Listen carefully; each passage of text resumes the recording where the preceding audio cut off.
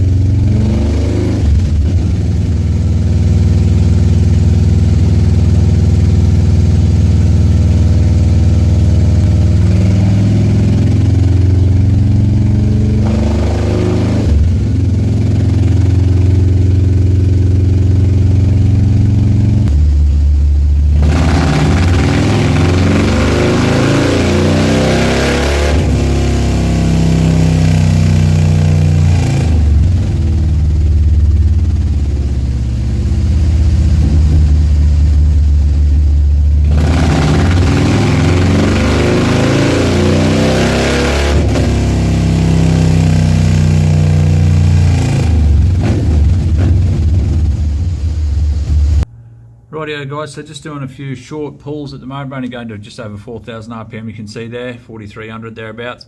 You can see our front cylinder here needs a big chunk of fuel thrown in at around 2,200, 2,000 RPM. How dare you! And actually needs a fair bit taken out there. So and the rear's very much the same, needs a bit more in early and a little bit taken out later. But you can see there, 118, 146, 116, 146.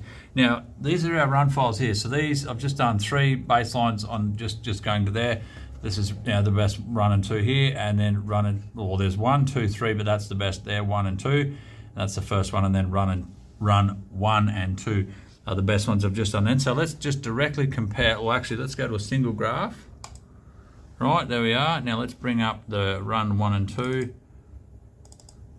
Now that's how it rode in with the TBR pipe. So you can see the red and blue is the runs I've just done, but the green and gold here, green and orange, you can see there we are destroying those results already, and we're up to look at the torque, it's already increased huge, guys. So obviously the pipe's making a difference, no doubt about it, but this thing is going to be like, once I'm finished tuning it, this thing is going to run a lot nicer than what it was. The customer had some complaints with throttle response and choppiness and all that sort of stuff. So anyway, I'm just going to keep going. I want to try and educate you guys as much as I can, so I will pull up at some point and show you guys some stuff that's going on. But right now my goal is to get this thing tuned up. So that's what I'm going to do, and we'll just see what happens in the end and we'll run you through it.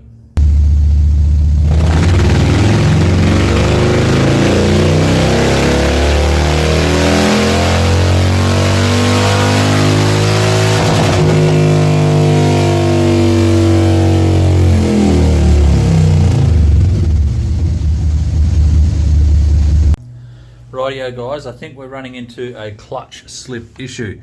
So if we pull up a few runs here, these last few here, you can see this little hook in the torque curve there. Let's just bring a few more up.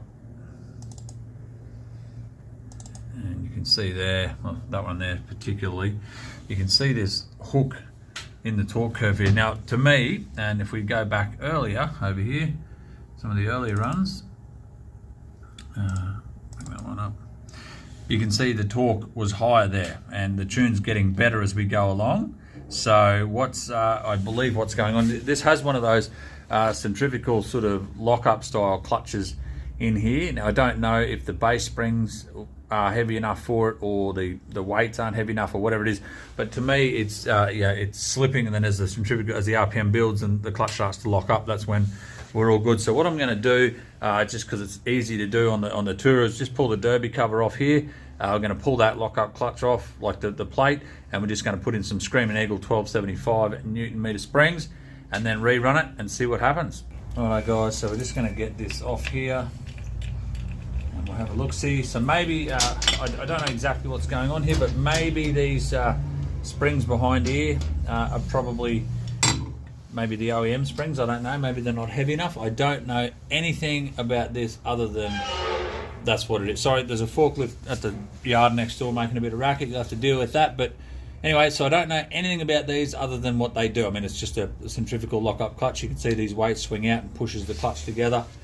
Now, based on what I've seen up on the dyno, that is what I believe is the case. So I'm going to have to get a, looks like a 5mm Allen, it's probably a 5mm Allen key or 3/16. We'll have a look.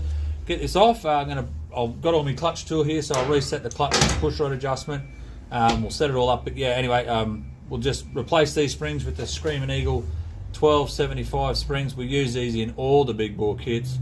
They work really well. So let's get this swapped out and see what happens. So I bought both 3/16 and a 5mm, and my first guess was right, it's a 5mm. So let's get this out of here. Should have bought the impact gun, this would have made life a lot easier, but anyway. I don't even know if these springs will fit. We're just going to have a look at what's going on here, because I don't know, maybe these clutches have their own springs that come with it to accommodate the height difference on the plate here. We will have a look in a minute. Definitely should have bought the impact gun for this. Anyway, let's get this out. I'm certain this is going to be the issue, guys, because it's yeah, it's behaving very weird on the graph there. It started out pretty good, but as we've introduced more freedom to the machine, the clutches just can't handle it. It's had enough. So let's get this out. Of course, it's nice and cold too. Like, it's definitely not hot at all. There's shims and everything in here. Let's just be careful we don't lose anything.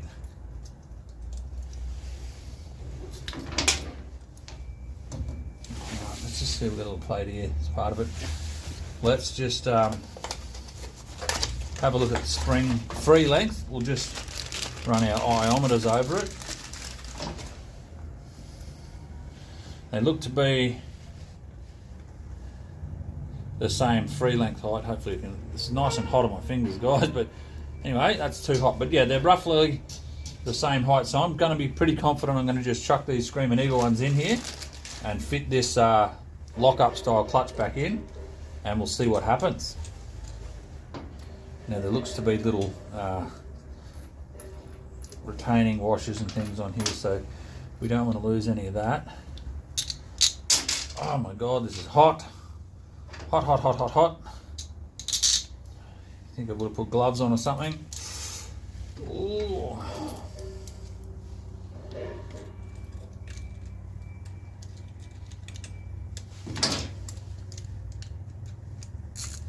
Just deal with it, right? Man up.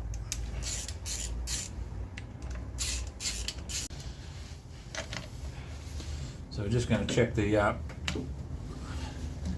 push rod end float here. So this is our trusty snap-on adjuster. Let me get that in the hole. So the idea is we want to take up all the free play of the, well, you want to pull the adjustment out the other side, so you want to loosen off the cable first, then you want to do this. So we find basically what we want to call zero lash, so you can feel the resistance there. Any more than that, it starts to lift the plate, the pressure plate off the basket, off the clutch pack. So that's zero there. We want to go half. That's there. Half, 3/4, oops, and then we want to lock this guy back up.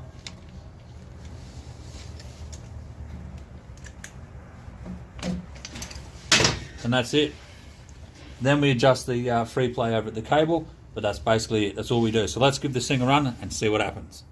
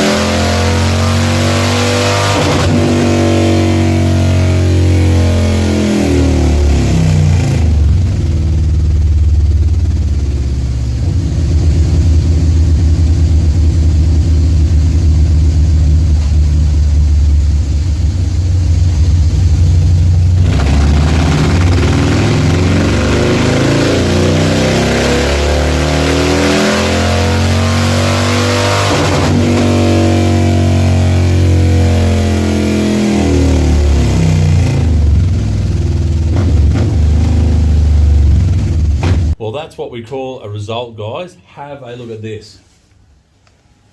So there's our last 3 runs down here. There's the 2 I've just done. But these last 3 is when I noticed this was just getting worse and worse and the clutch was slipping. And now have a look at it. Let's look at where all the torque is. Look at that, backed it up. So huge, it's now making 140 foot-pounds of torque there at the hit. Yeah, just that's a lot of runs here. Let's just clean some of these up. So we were making 121, now we're making 140. So picked up 20 foot-pounds just in the clutch. You can see the rest of the graph sort of trends the same. You can see here when the lock-up clutch started to grab it, it's a slipping, and then as the RPM built, it grabbed it, and then it sort of carried it through. But you can see just how much more power it's, well, not much more power, but how much more torque it's making at the hit. So this is an incredible result. We still have to finalise the tune and get the ignition right. But look, I don't know what the base settings or those spring specs were on that clutch, but either way, the Screaming Eagle ones have got the job done there. We're going to keep tuning and see how much we make.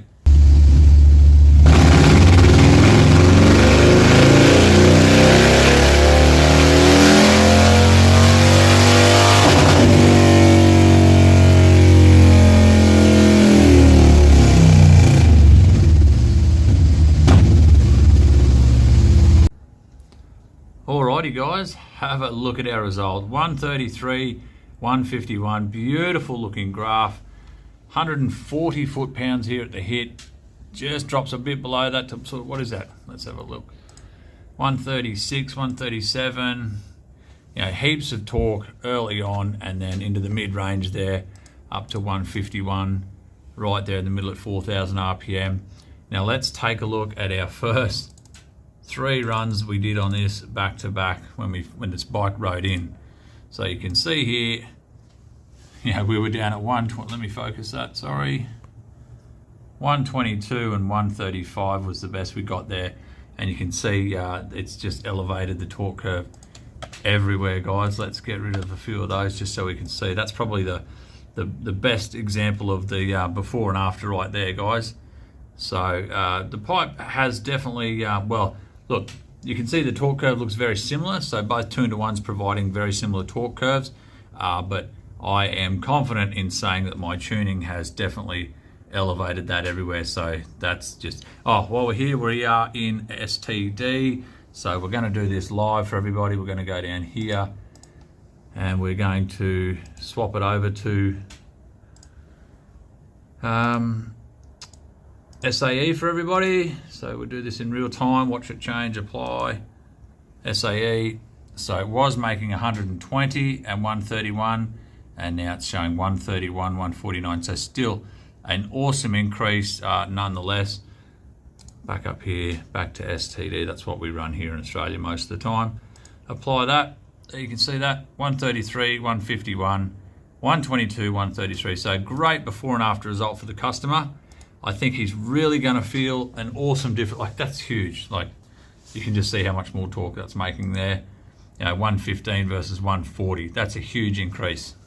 Alrighty guys, I'm stoked with this result. I'm glad I was able to sort this customer out. He's made a huge effort to come up from Newcastle up to Toowoomba and see me.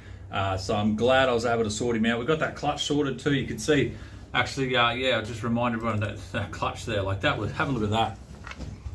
So you can see how much that clutch was just holding the power. Yeah, you can see there just how much power that was pulling out there just by slipping. So lovely that we've sorted that out for the customer. Got the noise out of this thing, turned it up properly, checked everything out. The customer is going to feel much more better about this, no doubt. It's going to definitely ride a lot better. And yeah, I cannot wait to see his reaction. Guys, look, I know I might be far away, for some of you guys, especially guys in the States. I get comments from guys in the States wishing I was over there all the time, but maybe if we can organise, put some money together somehow, I can get over there and we could do, maybe I could spend a few months over there, a few weeks or something. I'd love to go over to the States and check that out. That'd be unbelievable. But look, guys in Australia, I know, look, sometimes it pays to make the effort and come up. I'm not saying, there's people down south that can't do this. I'm sure there are people out there that can do just as good a job, if not better than myself. But, if you're unsure, guys, give me a call. Make the trip. Come up, make a week of it, or a weekend of it, whatever it is. Come up, see me, and I'd love to get your bike sorted out if you've got any concerns. Thanks for watching this one, guys. I'll see you next time.